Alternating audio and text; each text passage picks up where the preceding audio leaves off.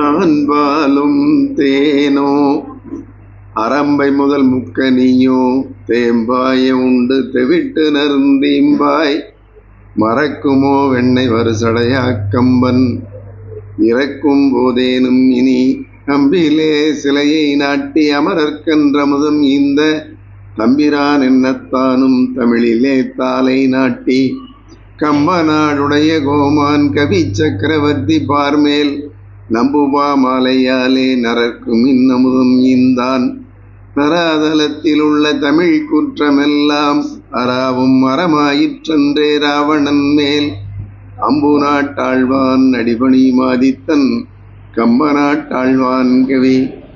ஆண்டவர் மக்களே, இங்கே கூடியிருக்கின்ற மாணவ செல்வங்களே, பெற்றோர்களே, உங்கள் அனைவருக்கும் எங்கள் கம்பன் கலைக்கூடத்தின் நன்றிகளையும் உங்களுடைய வருகைக்கு எங்களுடைய நன்றிகளையும் வணக்கங்களையும் சொல்லி, எல்லாரும் இன்னைக்கு எல்லாம் திருக்குறள்லேயே போயிட்டு இருக்காங்கன்னு சொன்னாங்க.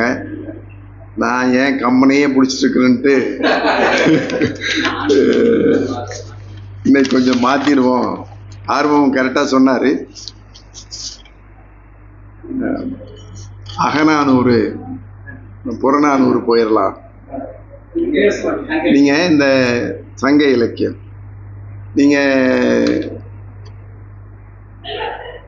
யோசிச்சு பாருங்க. நம்ம சங்க இலக்கியம் இருந்த காலம் 2000 வருஷம் முன்னாடி. அதாவது தாத்தா, அப்புறம் முப்பாட்டன் யார் யாரோ 7 தலைமுறையாகி அப்படின்னா இப்படி 20 தலைமுறைக்கு மேலே ஆயிடுச்சு. 2000 வருஷம் ஆயிடுச்சு. ஒரு தலைமுறை இப்போ 100 வருஷம் கிடையாது, அதாவது கம்மிங்கிறாங்க. அப்போனா 25-30 தலைமுறை ஆயிடுச்சு. ஸோ அவ்வளோ முன்னாடி ஒரு ஓலை குடிசையில் உட்காந்துட்டு ஒரு ஓலைச்சுவடி எடுத்து ஒரு எழுத்தாணி ஒரு ஆணி எடுத்து அதில் இப்படியெல்லாம் யோசித்து இப்படியெல்லாம் எழுதியிருப்பாங்க. நம்ம கற்பனையே பண்ண முடியாது. இந்த மாதிரி சங்க இலக்கியங்கள் எதை மையமாக வச்சு பேசுது அப்படின்னா, ஒன்று மனித நேயம், அடுத்தது அறம், அப்புறம் சமத்துவம், எல்லாரும் ஒன்று, ஜாதி மதம் இனம் மொழி எல்லாத்தையும் கடந்தது. அப்படி அதை பற்றி தான் சங்க இலக்கியங்கள் எல்லாம் பேசுது. நடுவில் வந்தது தான் சாதி மதம் இனம், அதெல்லாம் நடுவில் வந்தது தான். சங்க இலக்கியத்துல எல்லாம் இந்த ஜாதி மதம் இனமெல்லாம் கிடையாது. அங்கே ஒரு இப்போதான் 2 பேர் காதலனும் காதலியும் காதலித்து கல்யாணம் பண்ணியிருக்காங்க. கல்யாணம் ஆன புதுசு. அப்போ தலைவன் சொல்கிறான், நான் இந்த நமக்கு இருக்கிற இந்த பொருளாதார இதை வச்சுட்டு நம்ம ஒன்றும் பண்ண முடியாது, குடும்பம் நல்லபடியாக நடத்த முடியாது. சங்க காலத்துலேயே அப்படி தான் இருந்திருக்கும் போல் இருக்கு. அதனால் நான் வெளிநாட்டுக்கு போய் கொஞ்சம் வெளியில் போய் தூரமாக போய் நான் பொருள் ஈட்டிட்டு வர்றேன். அப்போ இன்னும் கொஞ்சம் நமக்கு வசதியோடு நம்ம வாழலாம் அப்படின்னு சொல்லிட்டு, அது தலைவி ரொம்ப கண்ணீரோடு விடை கொடுத்து அனுப்புகிறாள். எப்படின்னா, அவன் சொல்கிறான், நான் கார்காலத்தில் இது இன்னும் 6 மாதம் இருக்குது கார்காலம் வர்றதுக்கு. கார்காலம்னா மழைக்காலம் வர்றதுக்கு இன்னொரு 6 மாதம் இருக்குது. நான் 6 மாதத்தில் வந்துடுவேன், கார்காலம் வந்த உடனே நான் வந்துடுவேன் அப்படின்னு சொல்லிட்டு அவன் போகிறான். அப்போது தலைவி ஒவ்வொரு நாளும் அந்த வழிமேல் விழி வைத்து காத்திருக்கிறாள். தலைவன் வருவான், பொருளோடு வருவான், நம்ம சந்தோஷமாக இருக்கலாம் அப்படின்னு சொல்லிட்டு ஒவ்வொரு நாளும் காத்துட்ருக்கான். அப்போ அவன் கார்காலம் வருது, மழைக்காலம் வருது. அப்போ அவங்க வீட்டுக்கு முன்னாடி இருக்கிற முற்றத்தில் அந்த செடிகளில் பூச்செடிகள்லேருந்து எல்லாம் பூவெல்லாம் மழை பெஞ்சதுனால நல்ல பூவெல்லாம் பூத்து அப்படியே தளிர்க்குது. ரொம்ப சந்தோஷமாக இருக்குது அவளுக்கு பார்க்குறக்கு. அப்போ அந்த தோழிகிட்ட சொல்கிறாவ, கார்காலம் மழைக்காலம் ஆயிடுச்சு, இந்த மாதிரி செடி மலர்கள் எல்லாம் பூத்து குலுங்குது, ஆனால் இன்னும் எங்கள் வீட்டுக்காரர் போனவர் இன்னும் காணோம், என்னை மறந்துட்டார் போல் இருக்கு அப்படின்னு தோழிகிட்ட சொல்கிறான். அப்போ எப்பவுமே பார்த்தீங்கன்னா இந்த சங்க காலத்தில் இருக்கிற தோழிகள் ரொம்ப அவங்கள விட அவங்க தோழிகள் ரொம்ப அறிவாக இருப்பாங்க. அவ சொல்கிறா, அப்படி இல்லை, அங்கே இருக்க அவர் போன இடத்துலையும் இதே மாதிரி மழை பெஞ்சு கார்காலத்தில் பூக்கள் எல்லாம் பூத்துருக்கும். அந்த பூக்களை பார்த்தோன்னே அவங்க வீட்டுக்காரர் நம்ம மனைவியோடைய முகம் இந்த பூவை விட அழகாக இருக்குல்ல, நம்ம அப்படின்னா நம்ம உடனே போகணும் அப்படின்னு நினச்சி, உன்னை பார்க்கணும்னு நினச்சி உடனே வந்துடுவார், நீ யோசிச்சு கவலைப்படாத அப்படின்னு சொல்லி தோழி சொல்கிறாங்க. அப்போ அந்த தலைவன் வந்துட்டுருக்கு. அப்போல்லாம் பார்த்தீங்கன்னா ஒரு வண்டி, அதில் குதிரையில் குதிரை வண்டியில் வந்துட்டு இருக்காங்க. அந்த எப்பவுமே அந்த வண்டியில் பார்த்தீங்கன்னா மணி இருக்குமா, சத்தம் இருக்குமா, ஒலி எழுப்புறதுக்காக சத்தம் மணி இருக்குமா. அவன் காட்டு வழியாக வந்துட்டு இருக்கிறப்ப அங்கே ஒரு பூ மலர்ந்துருக்குது, பெரிய பூ. அதில் 2 பறவைகள் ஆணும் பெண்ணுமா சந்தோஷமாக இருக்குங்க. அதை அவன் பார்த்த உடனே அந்த தலைவன் என்ன பண்ணுறான்னா, அந்த மணியை தன்னுடைய கையால் பிடிச்சு அது சத்தம் எழுப்பாத மாதிரி பிடிச்சிக்கிறான். ஏன்னா அந்த ஆணும் பெண்ணும் சந்தோஷமாக இருக்கிறப்போ நம்முடைய மணி ஒலியானது அவங்கள தொந்தரவு பண்ணக்கூடாது அப்படின்னு அவன் நினச்சி அந்த மணியை கையில் பிடிச்சிக்கிறானா, சத்தம் வராத மாதிரி கையில் பிடிச்சிக்கிறானா. அப்படின்னு என்ன சங்க இலக்கியம் சொல்லுது. ஸோ ஒரு பறவைக்கு கூட, பூவில் இருக்கிற பறவைக்கு கூட அந்த மாதிரி மனித நேயம். நம்ம இப்போ எங்கே இருக்கிறோன்னு பார்த்துக்கோங்க, குண்டு வெடிச்சிட்டு இருக்கிறோம். கூட இருக்கிறவங்கெல்லாம் செத்து போட்டுன்னு சொல்லிட்டு எல்லாம் காரில் அங்கங்கே பாம்பு வச்சு குண்டு வெடிச்சிட்டு இருக்கிறோம். ஆனால் சங்க காலத்து இலக்கியம் பேசுது. ஸோ இந்த பூவில் இருக்கக்கூடிய ஒரு வண்டு, ஒரு பறவை, சிற்றினம், அது கூட அதுகள் சந்தோஷமாக இருக்கிறப்ப நம்ம ஒலி எழுப்பி சத்தம் செய்து அவங்கள தொந்தரவு பண்ணக்கூடாது அப்படின்னு அந்த தலைவன் அப்படி செய்கிறான். அந்த மணியை தன்னுடைய கையில் ஒலி எழுப்பாதவாறு பிடிச்சிட்டானான். ஸோ அதை சொல்கிறாரு இந்த பாட்டில். எழுதினவங்க யாருன்னு தெரியல.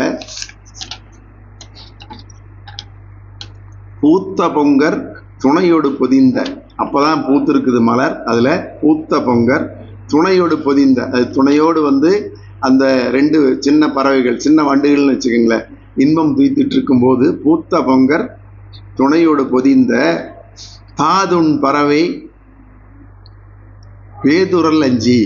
ஸோ அந்த தாது, அவங்க அந்த பூவில் என்ன குடிச்சிட்டு இருக்கிற மண்டு அது தேனை உண்டுட்டு இருக்கு.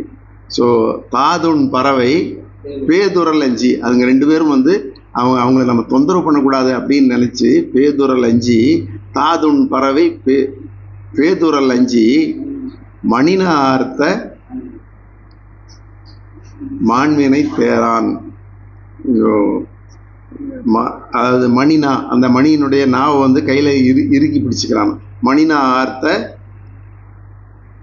மாண்வினை தேரன், அந்த தேரில் இருக்கிற அந்த தலைவன் அந்த மாதிரி மனித நேயத்தோடு அந்த சின்ன பறவைகள், வண்டுகளை கூட நம்முடைய அந்த மணி ஒலியானது அவங்களை தொந்தரவு பண்ணக்கூடாதுன்னு நினச்சி கையில் பிடிச்சிட்டான். ஸோ இந்த மாதிரி ஒரு சின்ன பறவை விலங்கு கூட நம்ம தொந்தரவு செய்யக்கூடாது அப்படிங்கிறத இந்த சங்க இலக்கியம் பேசும். அடுத்தது இன்னொரு பாட்டு சொல்கிறேன். இதெல்லாம் குழந்தைகளுக்கெல்லாம் எல்லாத்துக்கும் ரொம்ப உபயோகமாக இருக்கும். நீங்கள் இதெல்லாம் ஞாபகம் வச்சுக்கணும். நம்ம சிவகங்கை மாவட்டத்தில் பூங்குன்றம்னு ஒரு ஊரில் கணியன் அப்படின்னு ஒரு புலவர் 2000 வருஷத்துக்கு முன்னாடி இருந்திருக்கார். வள்ளுவர் காலத்தில் இருந்திருக்கார். வள்ளுவர் 2000 வருஷத்துக்கு முன்னாடி எழுதிருந்தார். கிபி 2ஆம் நூற்றாண்டு வள்ளுவர். அதுக்கு முன்னாடி சங்க காலம், வள்ளுவருக்கு முன்னாடியே. அப்போ அந்த புலவர் கணியன் பூங்குன்றன், பூங்குன்றத்தில் இருந்ததுனால அவருக்கு பேர் கணியன் பூங்குன்றன் அவர் பேர் வச்சிருக்காரு. கணியன்னா கணித. ஸோ அந்த அவர் 2 பாட்டு தான் எழுதியிருக்காராம்.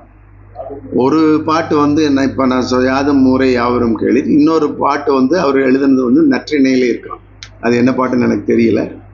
ஐயா தமிழறிவு மணியின் அந்த அவருடைய பேச்சிலிருந்து தான் நான் இதை சொல்கிறேன். இன்னொரு பாட்டு நற்றிணையில் இருக்கான்.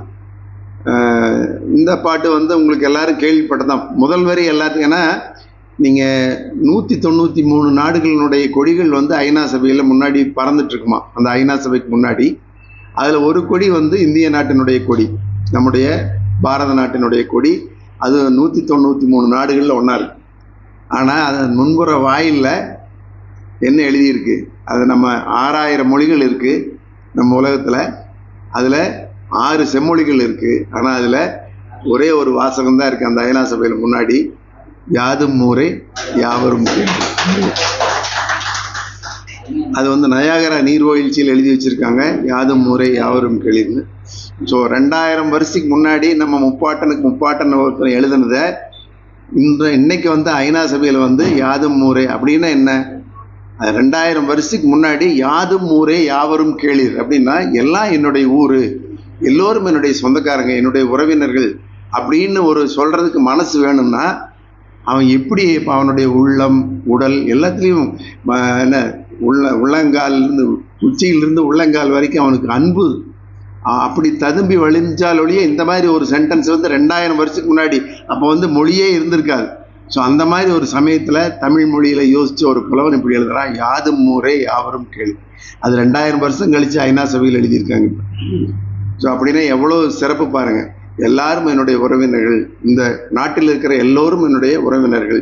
எல்லா ஊரும் என்னுடைய ஊர். இப்போ அப்படி இல்லை, நம்ம ஊருக்கு ஊர் குண்டு வெடிச்சிட்டு இருக்கோம்.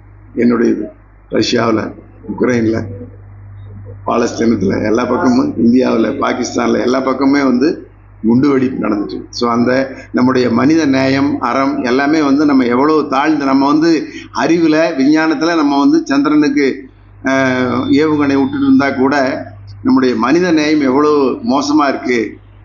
ஸோ இது வந்து நம்ம வந்து குழந்தைங்க நம்ம படிக்க வச்சா மட்டும் பத்தாது, அவங்களுக்கு மனித நேயம், அடுத்தவங்களுடைய கஷ்டம்னா என்ன, துன்பம்னா என்ன, அது வந்து தெரிஞ்ச மாதிரி நம்ம குழந்தைகளை வளர்த்தணும். யாதும் ஊரே யாவரும் கேளிர், தீதும் நன்றும் பிறர் தரவாராம். அடுத்த வரி போடுறான். அதாவது நமக்கு வர்ற தீமையும் நன்மையும் மற்றவங்கனால இல்லை, நான் செய்த வினை, நான் என்ன செயல் செய்கிறேனோ, நான் நல்லது செஞ்சுருந்தா எனக்கு நல்லது நடக்கும், நான் கெட்டது செஞ்சுருந்தேன்னா எனக்கு கெட்டது நடக்கும். தீதும் நன்றும் பிறர் தரவாரா. யாரும் நமக்கு கெடுதல் பண்ணலை, ஸோ எனக்கு ஏதாவது ஒரு கெடுதல் வந்துச்சுன்னா அது நான் செய்த வினைப்பயன் அப்படின்னு நினைக்கிறது தான் வந்து சிறப்பு. தீதும் நன்றும் பிறர் தரவாரா, நோதலும் தணிதலும் அவற்றோர் என்ன.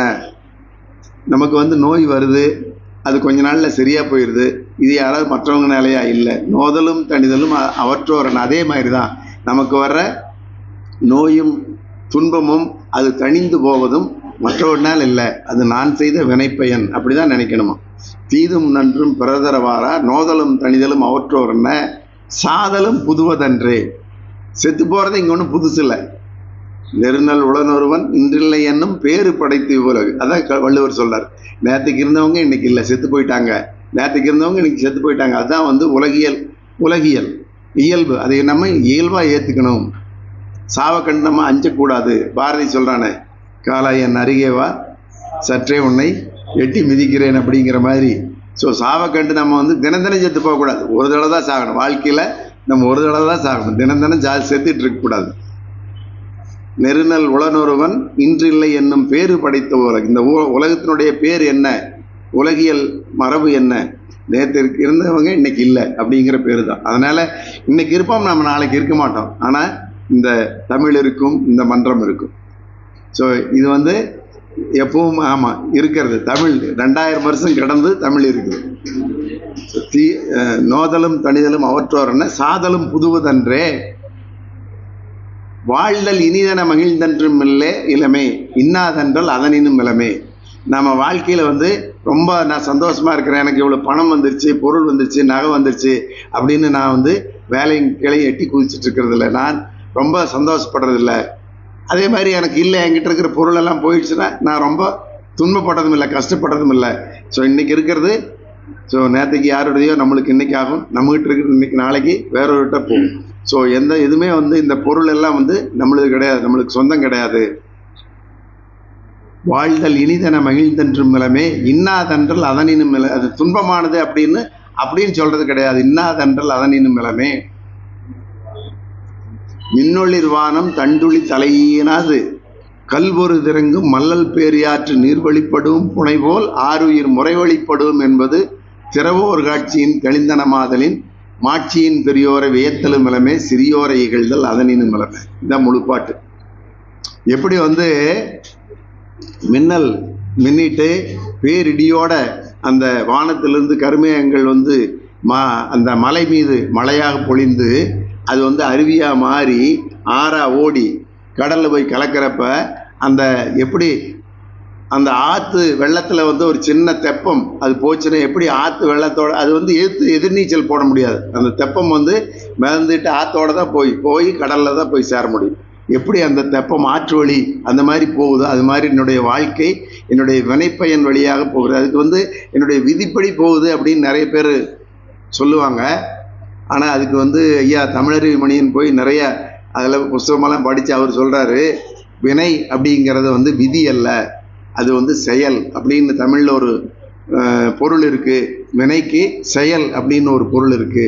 அதனால நீ எப்படி எடுத்துக்கணும்னா, என்னுடைய செயலினுடைய பயன், நான் நல்லது செஞ்சேன்னா எனக்கு நல்லது நடக்கும், கெட்டது செஞ்சேன்னா கெட்டது நடக்கும். ஸோ நான் வந்து நல்லதெல்லாம் செஞ்சதுனால நான் இப்படி என்னுடைய வாழ்க்கை போயிட்டு இருக்கு. ஸோ அதை வந்து அந்த மாதிரி எடுத்துக்கணும். ஏன்னா நீங்கள் வந்து விதிப்படி அப்படின்னா நம்ம எதுக்குமே அப்புறம் முயற்சியே பண்ண மாட்டோம். நடந்துட்டு போயிட்டு இருக்குது, நம்ம அடுத்ததுக்கு முயற்சியே பண்ண மாட்டோம்.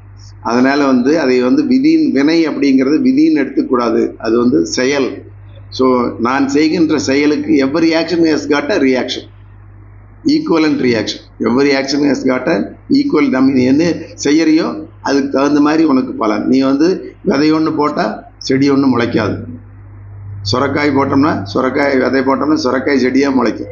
அவரை செடி போட்டோம்னா அவரை செடி தான் முளைக்கும். அது மாதிரி நம்ம நல்லது செஞ்சோம்னா நமக்கு நல்லதே நடக்கும். குழந்தைகளுக்கெல்லாம் வந்து ஒன்று இன்னைக்கு டேக் ஹோம் மெசேஜ் அது சொல்கிறேன். நன்றி மறப்பது நன்றன்று, நன்றல்லது அன்றே மறப்பது நன்று. வள்ளுவன் சொல்கிறான். நமக்கு யாராவது நல்லது செஞ்சாங்கன்னா அதை நம்ம என்றைக்குமே மறக்கக்கூடாது. நன்றல்லாத நம்மளுக்கு யாராவது கெடுதல் பண்ணாங்கன்னா அதை நம்ம அன்னைக்கே மறந்துடணும். ஸோ நன்றி மறப்பது நன்றன்று, நன்று அல்லது யாராவது கெடுதல் பண்ணாங்கன்னா அன்றே மறப்பது நன்று. அன்னைக்கே மறந்துட்டோம்னா அது ரொம்ப சிறப்பு அப்படின்னு வள்ளுவர் சொல்றாரு. ஸோ இந்த நன்றி அப்படிங்கிறது வந்து நம்ம வாழ்க்கையில் அதை மட்டும் வச்சுட்டோம்னா நீங்கள் எங்கேயே போயிடுவீங்க. ஸோ கிராட்டிடியூடு, நன்றிங்கிறது வந்து கிராட்டிடியூட். நமக்கு நல்லது செஞ்சவங்களுக்கு அவங்கள நன்றியோடு நம்ம நினச்சி பார்க்குறது, அதான் வந்து நன்றி, கிராட்டிடியூட். அது it is the mother of all விர்ச்சுஸ்ங்கிறாங்க. எல்லா நற்குணங்களிலையும் மிகச்சிறந்தது வந்து நன்றி உணர்வு. நமக்கு வந்து நன்றி உணர்வு மட்டும் நீங்கள் வளர்ந்து போக உங்களுடைய பெற்றோர்கள் உங்களுக்காக வந்து உங்கள் தாய் தகப்பன் வந்து எவ்வளோ கஷ்டப்பட்டு உங்களை படிக்க வச்சுருக்காங்க, அவங்களுக்கு நன்றி உணர்வு உள்ளவர்களாக நீங்கள் இருக்கிறீர்களா?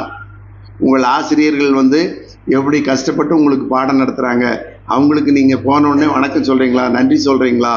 ஸோ உங்களுடைய ஆசிரியர்களுக்கு நீங்கள் நன்றி சொல்பவர்களாக இருக்கிறீர்களா? ஸோ உங்களுடைய சுற்றி இருக்கின்ற நண்பர்கள் எவ்வளோ பேர் உங்களுக்கு உதவி செஞ்சுருக்கலாம், அவங்களுக்கெல்லாம் நீங்கள் நன்றியோடு இருக்கிறீங்களா? நீங்கள் எவ்வளோ வளர்த்தி எவ்வளோ உயரத்தில் போனாலும் எவ்வளோ பெரியவங்க ஆனாலும் நமக்கு கீழே இருக்கிறவங்க நன்றி செஞ்சவங்களை வந்து நம்ம மறக்கக்கூடாது. நன்றி உணர்வு தான் இருக்கிறதுலே வந்து கிரேட்டஸ்ட் விர்ச்சியூ அப்படின்னு இருக்கு. அதனால் இந்த நன்றி மட்டும் என்றும் மறக்காதீங்க. நன்றி, வணக்கம்.